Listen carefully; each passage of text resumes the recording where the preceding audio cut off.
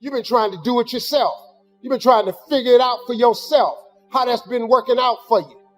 Kind of crazy, ain't it? I just told you earlier, you can't figure it out. Ain't no scripture nowhere tell you to figure it out. What you trying to figure your life out for?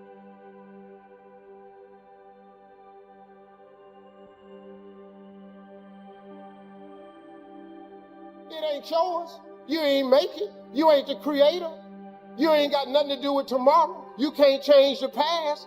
So what you tripping with your life for? You have not because you ask not.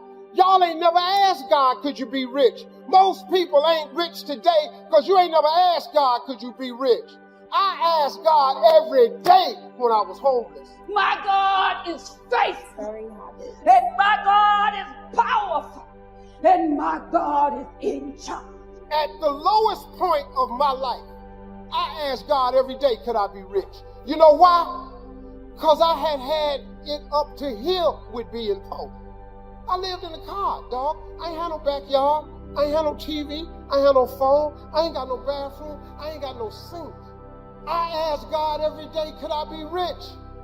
I told God, if you let me make it, when I get there, every chance I get, I'm going to tell everybody it was you. Here I am. And it was him. It was him. Now you got another route you want to take, go ahead. See, the thing about having faith is you don't need nobody's permission. You don't have to take out a loan. You don't have to get accepted into the course. You can start your faith today. You can start your walk with God today. You ain't got to clear it with nobody. There's plenty of openings. He's available. All you got to do is go. I got rich, and I'm not bragging, but I'm just telling you, I got rich because I asked. It is an amazing scripture. If you would only ask, well, Steve, what do I ask for? Everything. You want a relationship with God where God is not only your king, he's your companion, he's your guide, he's your friend. You know how you can tell your friend anything? That's the relationship he's looking for. You ain't got to go to church to get that. You have that at your house. You can have a relationship with God on your own. You got to have that, man. You got to start asking God for big stuff. Stop wasting God's time with all this little stuff. Lord, help me make my rent. Don't he always? Has it ever occurred to you that maybe you should ask God for a mortgage? You ever thought of that? You don't think God got mortgage money? But you know why you don't ask God for the mortgage? Because you keep getting in the way. It says you have not because you ask not. But you say, well, I don't have a job that dictates I would afford a mortgage. I don't make enough money. I got bad credit. You think God don't know that? He said ask. You have not because you ask not. So you rule yourself out of the mortgage simply because you won't ask. Ask, that's it. End of notes. Ask. If there's one art in life to learn extremely well, that's got to be one of them. The art of ask. What does ask mean? Ask means, what do you want? And the formula is staggering. It says ask, and what? A guy ought to look into that. He says, yeah, but you work where I work. By the time you struggle home, it's late. You got to eat a bite of supper, watch a little TV, get to bed. You can't sit up half the night. Ask. And the guys, see, you've got to be better than a good worker. You've got to be a good asker. Now, let me give you 3 key points on asking and receiving. This can do it. Number 1, asking is the beginning of receiving. Asking starts a unique process, mental and emotional. I don't even know how it works. All I know is it works. It's like pushing a button and all this machinery starts working. I don't know how. It just works. There's a lot of things you don't need to know how. Just work them. Some people are always studying the roots. Others are picking the fruit. I mean, it depends on what end of it you want in on. Asking is the beginning of receiving, so start the process. Here's number 2. Receiving is not the problem. Receiving is automatic. Now, if that's true, receiving is not the problem, what's the problem? Failure to ask might be one of your major problems. I don't know. Check it out. The guy says, oh, now I see it. I got up last year and hit it every day, but there's not a scrap of paper with my goal. Good worker, poor asker. So you got to change that. Here's number 3. Receiving is like the ocean. There's plenty, especially in California. It's like an ocean here. Success is not in short supply. It isn't rationed, and you stepped up to the window and it was all gone. No, no, no. It's like an ocean here. Now, if that's true, what's the problem? Well, some people go to the ocean with a teaspoon. Whatever the Creator tell you in the dark, listen to me. Whatever He tells you, remember, greatness is remembering in the dark what the Creator told you in the light. I tell the little homies, do me a favor. You got 3 minutes, little homie, to give me that little crying story. You got 3 minutes. Tell me when you're ready and go. You will not take 10 minutes of my time whining and crying about it. You give me 3 minutes and give me your story, and you got 10, 15 minutes to give me a solution. Nobody want to hear that, because after the end of it, my wife left me, and what you gonna do about it? Is she gone for good, or you going to get her? No, bro, I'm talking from experience, bro. My sophomore year in college, doing my thing, traveling the road, not listening to my wife. She packed up and came back to the D. I said, I'm through. I said, all right, you might be, but not without me coming down there. You feel me? You can tell me on the phone you through with me. I'm cool with that. You can write me a letter, because there wasn't no text back then. You can write me a letter and tell me. No, hear what I'm saying. You can tell me on the phone you through with me. I invested too much. I invested too much to quit. I made too many sacrifices to give up. No, listen to me. That's why it's so easy for you to quit, because you ain't paid nothing for it. I paid too much. I stood before your mama and your dad and said, till death do us part. If you leave, you will not leave me over the phone or through a letter. You will look me in my face and tell me you gone after I bring you the roses. Listen to me. You got to hear what I'm saying. I ain't talking like somebody who ain't never been through nothing. I'm telling you she got up and left. I'm telling you she drove all the way back to Detroit from Alabama by herself and was through. I got on the road. So I will greet this day with love in my heart, all positive. When I see her, I don't care what she say. She will know in my heart, I'm sorry and I want you back. That was 26 years ago. So if you go outside and you see it's like dark, dark, dark, and you see the stars out there, listen to me. You can only see the stars in the what? That's the only time you can see the stars. You can't see the stars when the sun is out. You can only see the stars when it's dark. So y'all got to start doing me a favor. It's some crazy stuff going on right now. But what I will not do is allow that craziness over and over, all the days of my life, over and over and over again. Greater is He that is in me than he that is in the world. Oh, I got my stuff. So when life happens, I don't just sit there and cry. I buck back. I buck back. When I see stupid stuff on the news, see, I saw what happened in Vegas. That's why I woke up the next day and I went to the school system with my church and my crew, and we went in there and inspired kids. Let's go, let's go, let's go. Love you and believe in you, God. Yep, you took 50 lives. Now we about to go inspire 50 lives. And we ain't gonna talk. I ain't gotta do a lot of talk. People come, Eric, what do you think? It don't matter what I think. I'm past talking. They don't eat from you talking. They don't eat from news. They don't eat from commentary and critique. Where I come from, they eat when somebody go help them eat. I ain't just talking to talk. We will be at the school and we will videotape it while we're there. And we'll put it up on YouTube so other teachers who don't know how to train our babies and bring the best out of our babies and engage and motivate our babies, I will show them what it looks like. So you took 50 and injured 400. We coming for you. That hate is not greater than love. Hate has never been greater than love. Hate has never conquered. Love conquers all. Someone who has given away their right to form their own perceptions then accepts what authority tells them is true and reacts, behaves on the basis of that. Whereas those who are awakening, they have a process. They look at information from different sources of information and evidence, and they process that information into their own unique conclusion. And when they do that, they come to very different conclusions to those that just concede their right to think.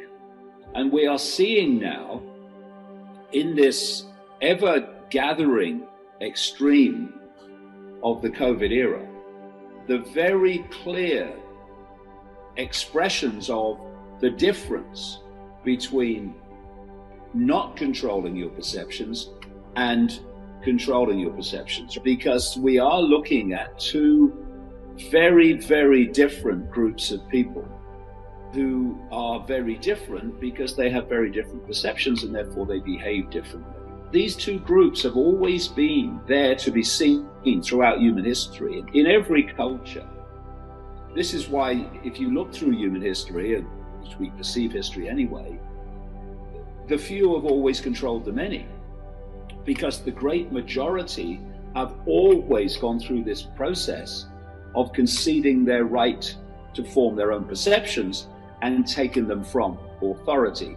Either that, or the other group that concedes its right to make its own decisions is another group that really can see some of it and doesn't really want to do what it's being told to do, but does it anyway because it fears the consequences of not doing so. So those two groups throughout human history, those that just do what they're told without question, and those that do what they're told even though they'd rather not do it, they are the two groups that have allowed every tyranny in history to be formed, because tyrannies are run by the few, and therefore the mathematics alone say that that can't happen unless great numbers of the many are in those two groups. And if you look again through history, and it's just a recurring theme, it's just incredibly extreme now and in our face, you see that this other group that forms its own opinions and to a much greater extent controls its own perceptions, and crucially retains that self-respect.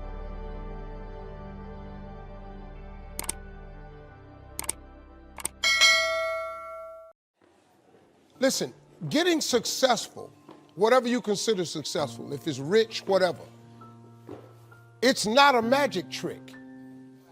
It's not God picks certain people he'll make rich and certain people he don't. He gives all of us as his children the power of choice. You have a say-so in that. You can decide to be rich, and with God's help, it's highly doable. But you first have to think it. The difference between successful people and non-successful people is here. I'm no better than none of y'all. I'm not a better person than you. I'm not a better Christian than you. God don't love me more than you. None of that. If you want to be successful, you have to change this. This has to change. Listen to me. It's not what makes it hard is your lack of belief that it can happen for you.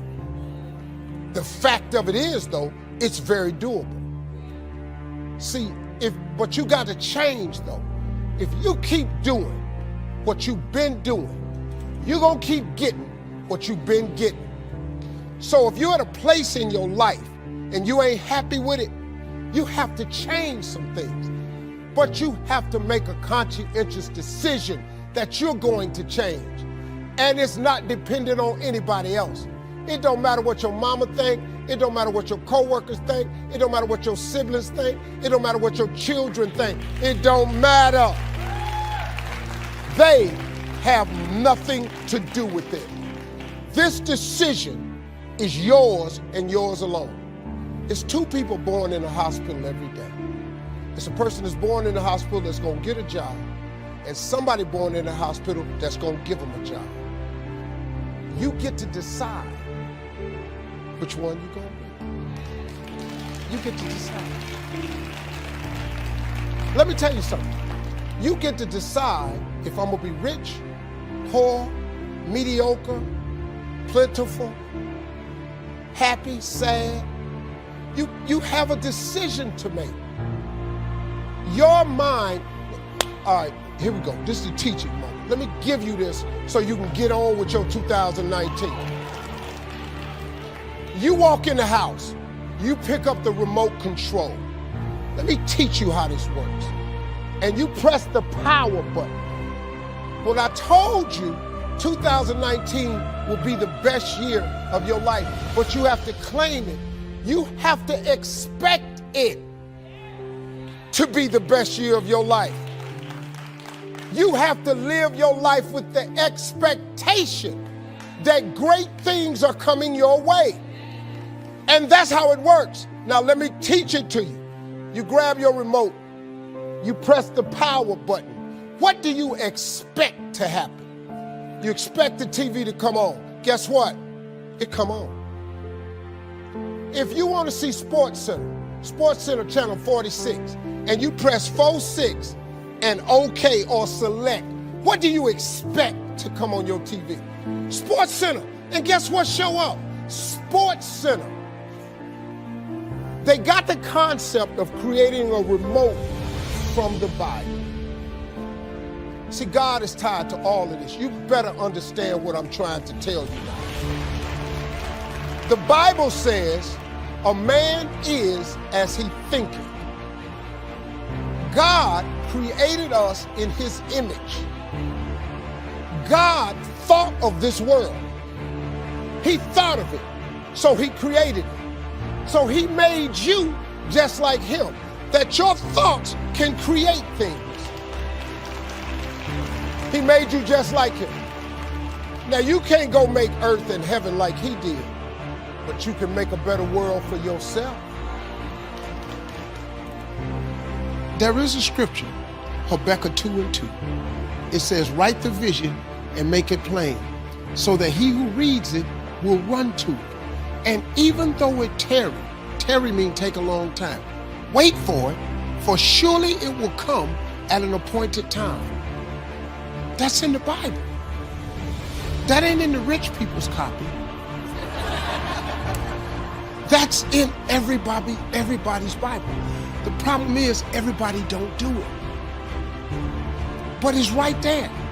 But you got to do it. I'm just telling you, if you don't do it, it's too hard. It's almost impossible. That vision board has changed my life. Everything I put on my vision board, I get. Everything. Now you have to understand something. It's not going to come when you want it to come. It comes at an appointed time. That's the trick. But the appointed time is what throws people off. Because when you ask God for something, he sends it, he ships it immediately. As soon as you ask him something, you really believe he'll do it? He boxes it up and he ships it to you immediately. The problem with the package is he never gives you the date that the package is going to arrive. He doesn't do that. He doesn't do that. Because if he told you the date that the package would arrive, it would destroy the requirement he has of all of us, which is faith. Faith is the belief in things that you cannot see. So if you ask God for $1 million and he tell you, I'm gonna give it to you in March of 2020, you wouldn't need no faith. You'd be talking to people crazy because you know in 2020, I'm finna be a millionaire. But he sent $1 million as soon as you ask for it. But it's going to come at an appointed time. The problem is people stop waiting on the package. Then when it get to you, because he delivers only to Faith Street, when he delivers to you on Faith Street, but you done stepped off of Faith Street, you over here on I don't see how circle. He don't ship there. Instead of staying on Faith Street, you done stepped over here to I don't believe it Boulevard, or it took too long Avenue. Then the package come to Faith Street. It's just like the post office and FedEx. If you ain't there to receive it, it got to go back. That's how it works, man. You have control of this. This belongs to you. This is yours. You're the captain. You're the master. You're the foreman. You're the general. You're the head. Don't give control of this to nobody, especially the devil. Do not let Satan come in here and function and operate, because he has one mission: to keep you off course, to make you not think it's possible, to make you think that God don't hear you. His job is only to destroy you, to make sure that you don't become what God intended for you to become. That's the mission of the devil. Now, if you don't believe in the devil, this conversation ain't for you. If you don't believe in God, this conversation ain't for you. I'm not talking to you. I'm talking to people who are spiritually based. If you get control of this, that's why I'm telling you these two books. Look, the best book you can read is the Bible. If you read the book of Proverbs over and over and over, it's the book of wisdom and understanding. It would really help your life. if you just read, now I'm going to be honest with you, that's the only book in the Bible I've read cover to cover. I've only read the book of Proverbs. I've read some scriptures every now and then. I only know 5 or 6 scriptures by heart. I'm just going to be real with you. But I've memorized them 5 or 6 scriptures, and them 5 or 6 got me here today. I know a lot of people that know the Bible inside out ain't got nothing to show for it. You know why? Because they memorized it, but they didn't apply it. I have applied 6 scriptures to change my life. But these books that I told you about, The Power of Positive Thinking by Norman Vincent Peale and The Magic of Thinking Big by David Schwartz, you know what it does? It just teaches you how this works. Once you get this, y'all, you can change everything. Do you understand? Negativity, let me just give you this and I'm gonna walk away. Negativity, you can protect yourself from negativity. And that's what stops most people, negative thoughts. You can coat your mind from negativity. It's a real simple exercise to do. I do it every morning before I walk out the door. So I walk out as a positive person. You know, I get tired sometimes. That's different from being negative because I get mentally drained from my job at times. But to coat your mind from negativity, the way you can put a coating around your mind is with one simple thing, gratitude. Gratitude erases negativity. I'm gonna show you how this works. If you wake up in the morning and you start having negative thoughts, man, this ain't my day. I woke up on the wrong side of bed. I'm tripping, I just don't feel myself. Every time you feel, in the middle of the day, if you feel yourself doing that, stop, just stop for a second. And start going over in your mind everything you have to be grateful for. Not everything you want, everything you already have. Because what you have is substantial. You just haven't gone over the list and taken inventory in a long time. But the fact that you can walk, that's a blessing. The fact that you woke up, that's another blessing. The fact that you can see, think, reason, that's another blessing. The fact that you can go somewhere and get yourself something to eat, that's another blessing. The fact that you can go and turn the key and call someplace home, that's another blessing. The ability to dream is a blessing. The fact that you have an opportunity to get it right is another blessing. The fact that you're beautiful, that's another blessing. The fact that you have any measure of health, that's another blessing. And I'm just talking to you, I don't even know you. I could give you 50 things you ought to be grateful for right now. I don't even know you. Start coating your mind with gratitude. It'll change everything for you. God is good, man. You ought to give him a chance to work in your life. Thank y'all for coming.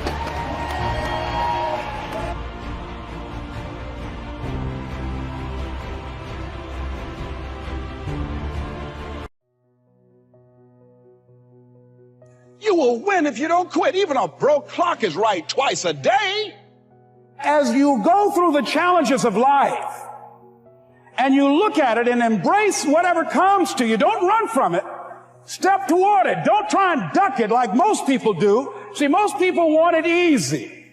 See, easy come, easy what? Easy go. See, but when you go at what you're going to deal with and you deal with the difficulties of it, when you handle those hard things close at hand, making those hard decisions right now that you don't want to make, learning those things that you don't like to do, but you know that in order for you to get where you want to go, this is one of the hoops that you have to flip through. And I'm saying to you, whatever you got to do, do it, because if you don't, life is going to whoop you until you surrender. You have something that you brought to the universe. And that if you decide that my life deserves my developing this what I do well, and becoming the best at it and mastering myself and seeing what I have within me, if you decide to drop your buckets where you are and develop your gifts, I grant you, you'll never ever be without. I grant you that your gifts will take you places that will literally amaze you. I grant you that if you begin to work to develop your gifts, you'll develop a strong sense of happiness. You'll get a larger vision of yourself, because part of beginning to get a larger vision of yourself, all of us need some area of our lives where we can have a feeling of competence. That people know when they think about this area, that's something you do. That you eat and sleep that. And that you do that. You do that. I want you to know that you matter. Yep, I said it. You. Not anybody else, but you. You matter. When you wake up in the morning, I want you to know what you do matters. When you brush your teeth in the morning, I want you to know that you matter. When you iron your clothes in the morning and you don't feel like getting out of bed, I want you to know that you matter. I want you to understand that you matter because what you do could change somebody's life and the trajectory of what they can overcome. I want you to know that you matter because nobody ever told me that I mattered. I want you to know that you matter because you got people that's dependent on you right now. You may have some kids. You may have some younger siblings. You may have mom, dad, grandma, auntie. There's somebody out there that's dependent on you. So I want you to know that you matter. You have the ability and you have the tools and the power and all of the amazing characteristics that are on the inside of you are ready to come out and come to fruition and ready to see you walking your purpose and who you were called to be and what you were called to do. Because you and I are the aspirin to somebody's headache. How long are you going to let them suffer? So I want you to know that you matter. Because I remember my 8th grade teacher told me I'll never be anything in life. I'll either be dead or in jail. So I want you to know that you matter. I'm telling you that I'm dependent on you because you matter. And nobody can tell you what you can't overcome if they've never been through it. So I want you to trust the process. I want you to stay 10 toes down. I want you to understand that you can prove them wrong because I want you to know. So I need you to stay 10 toes down when all you have is you. All it takes is an ounce to believe in yourself. All it takes is an ounce to have the ability to recreate history and make it happen. Because you can't dream all day with no action. So I'm challenging you with staying 10 toes down because you may feel like nobody supports you because they told you that it would never happen. I need you to stay 10 toes down because you have the ability to do it. You can turn your dreams into a reality. You have the ability to leave a legacy. And I need you to stay 10 toes down because I'm dependent on you to turn your dreams into a reality. I need you to stay 10 toes down when nobody is clapping for you. I need you to stay 10 toes down when your back is against the wall and you have no choice or no opportunity, so you got to come out swinging because I support you. I'm rooting for you. I'm cheering for you from the sideline. I'm your biggest fan. I'm telling you that you can do it. I'm telling you that you're phenomenal and amazing and that you have the ability to recreate history because I know that you can stay 10 toes down. I remember when my dad would call my grandmother and my grandmother would tell me that my father was coming to get me, and I would be so excited and all the emotions and all the feelings that I had. And he never came. I stood at the screen door for 2 or 3 days waiting on my father, hoping and wishing that he would come. And he never came.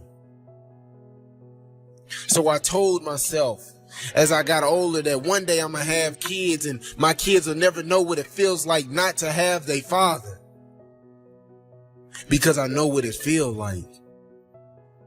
I know what the heartbreak feel like. I know the emotions and the feelings and the thoughts and everything that you're going through. So I want you to know that you matter. I remember when my 8th grade teacher told me I'd never be anything. I remember when I got molested at 10 years old by my babysitter. I remember when my mom would text me, and she would text me at 2 or 3 o'clock in the morning and tell me they putting a taser to my head. Do you feel that? But I still had to understand on what my calling and what my purpose was, because I had to understand that I mattered. So what am I telling you? I'm telling you that even though you're facing adversity right now, even though there's something that's bothering you and there's something that's harming you right now in this very moment, I'm telling you that you matter. The more isn't by radical self-acceptance of all your pathetic flaws.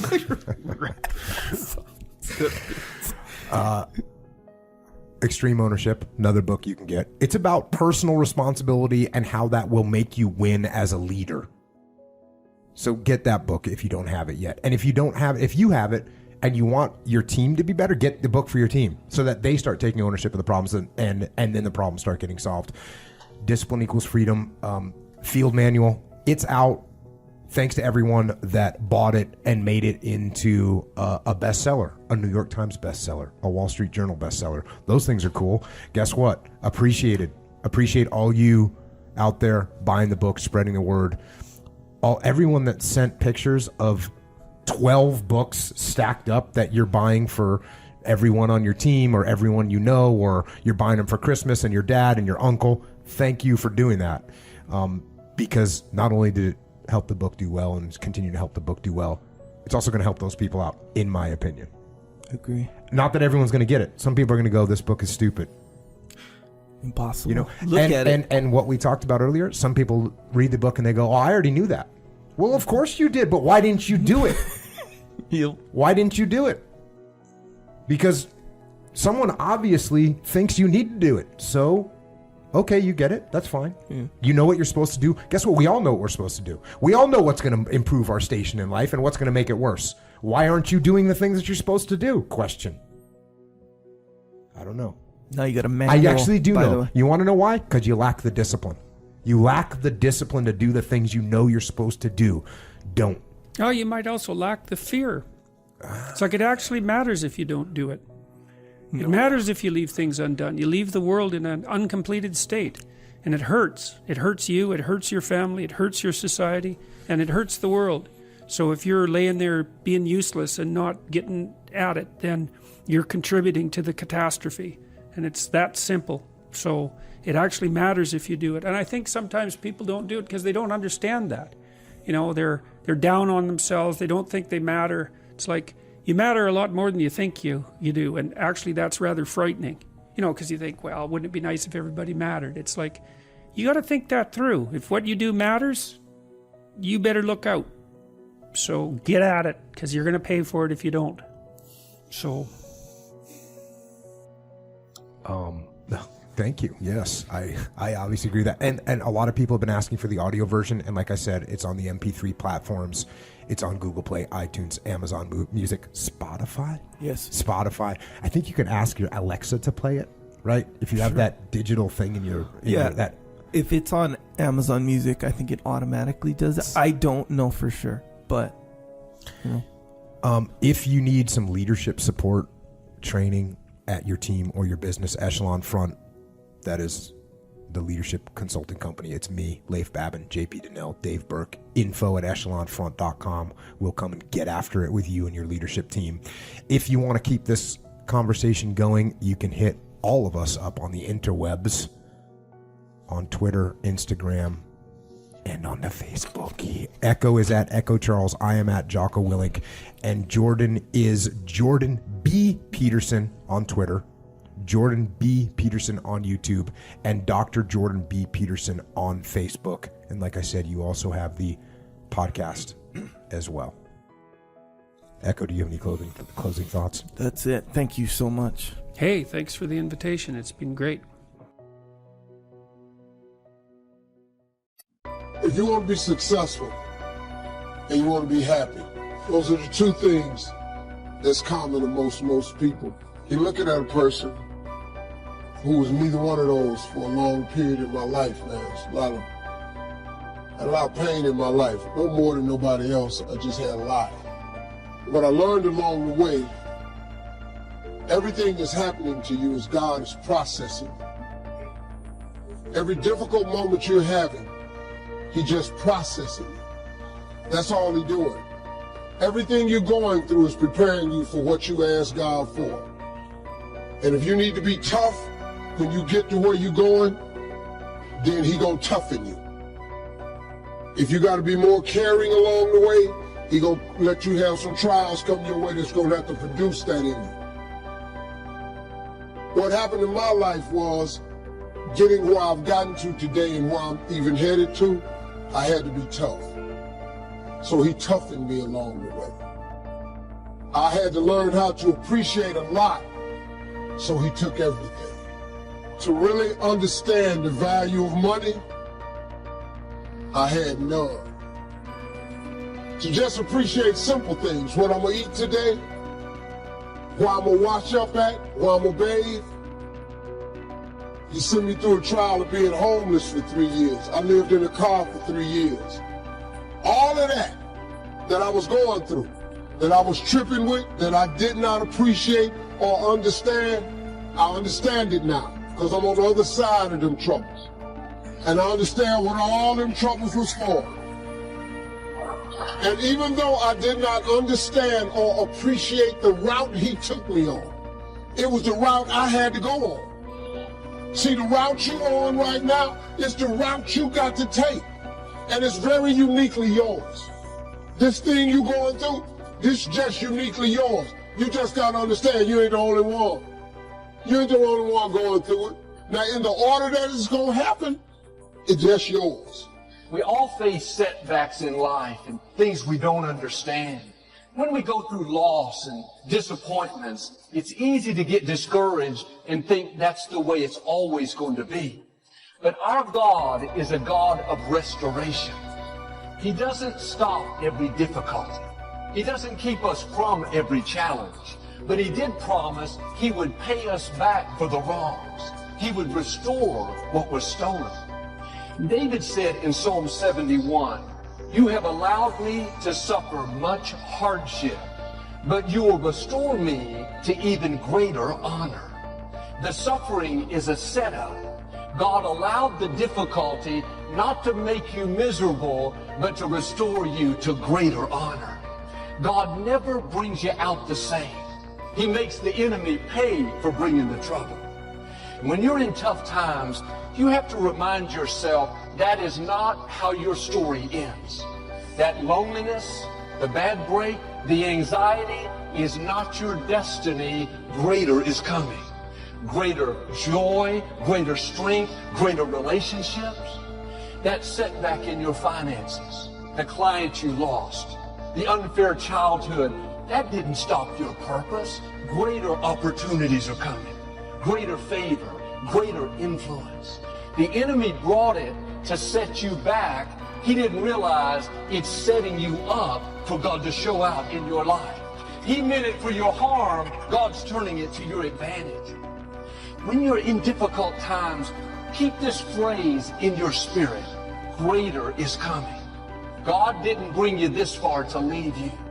He wouldn't have allowed it if it was going to keep you from your destiny. Just the opposite. It's going to launch you into your destiny. Paul said, "These light afflictions are for a moment, but they are working in us an eternal weight of glory." The trouble is temporary. The glory is permanent. The key is don't stay focused on the suffering. Stay focused on the glory that's coming. See, God made us very different. This God we got, God is amazing. He created you so individually. Do you know that there's close to 8 billion people on earth now? Do you know that there's almost 8 billion people on the earth? Do you know how many billions of people have died? Do you know that if you dig up all them people that have died, and all the people that are presently here, and every last one of them that He gonna make in the future, not one of you have the same fingerprint. do that? Who could possibly be so precise in his infinite wisdom that he created you so uniquely that ain't no two people got the same fingerprint? That's crazy, man. That's real crazy. 8 billion people, you can't duplicate it. The billions that done died, you can't duplicate it. And the ones that's coming will not duplicate it. God a bad boy, man. He's a bad boy. It may be tough right now. Life has dealt you an unfair hand. That suffering is not in vain. It's serving a purpose. It's leading you to greater honor, greater favor, greater victories. I love David's attitude. God, you've allowed me to suffer much hardship. He could have stopped there and stayed focused on the bad breaks. God, I don't understand it. Why did my father leave me in the shepherd's fields? Why is King Saul trying to kill me? Instead, David said in effect, God, I've had a lot of bad breaks. I've gone through much suffering, but I know this, you will restore me to greater honor. He was thanking God for greater in the middle of the difficulty.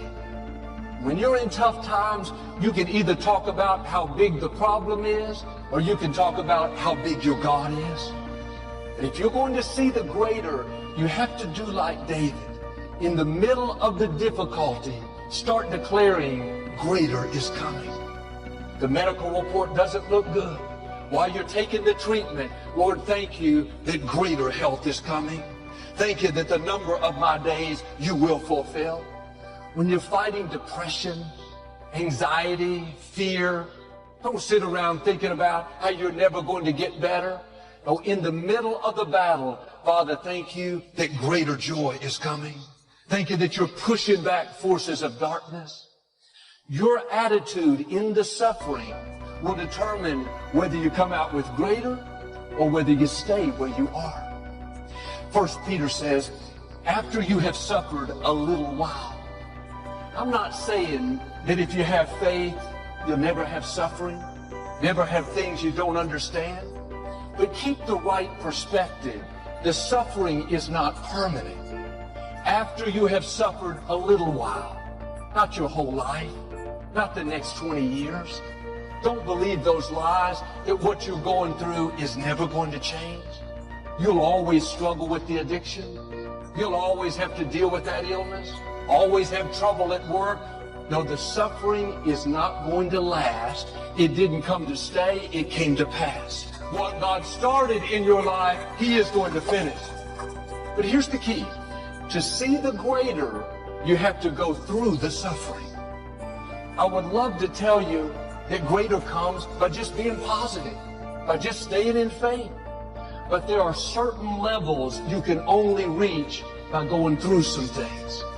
Now, don't get stuck in the suffering. Don't live bitter because somebody walked away. Don't settle into depression thinking that's your lot in life. Keep an attitude of faith and go through it. Keep believing when every thought tells you it's never going to change. Keep talking like it's going to happen when nothing is improving. Keep speaking God's favor when it seems like you're wasting your time. The suffering is a test. It's an opportunity to show God that you are not going to get discouraged. You're not going to give up on your dreams. You're not going to lose your passion. The scripture goes on to say, after you have suffered a little while, the God of all grace, who has called you to His eternal glory, will Himself restore you, strengthen you, and establish you. God has already called you to live a victorious life. He's already called you to overcome every obstacle. The Creator of the universe chose you before you could choose Him. The forces that are trying to stop you are no match for the God who has already called you. Now do like David, go through the suffering with a good attitude. If you'll keep the right perspective, then God Himself will restore you. That means He won't send the angels. He won't ask Gabriel to do it, but the Most High God will suddenly turn things around. He will suddenly heal, suddenly promote, suddenly deliver. Now, many of you have passed this test. You've been doing the right thing, suffering with a smile, praising through the pain, worshiping instead of worrying. Get ready, greater is coming. God is about to do a new thing. Problems that look permanent are about to turn around. Dreams that look too far gone are about to come to pass. The right people, divine connections are going to find you. Greater is coming. The enemy thought he was pulling you back to keep you there. He didn't realize, like a bow and arrow, the more he pulls you back, the further God is going to shoot you. He thought he was hindering you. The truth is, he was helping you. The suffering was a setup. God allowed it so he can launch you to a new level of your destiny. Now, don't be discouraged by what you're going through. You couldn't become who you were created to be without the struggle, without the disappointment, without the bad break. I know it's uncomfortable. I know you don't like it, but keep reminding yourself, greater is coming.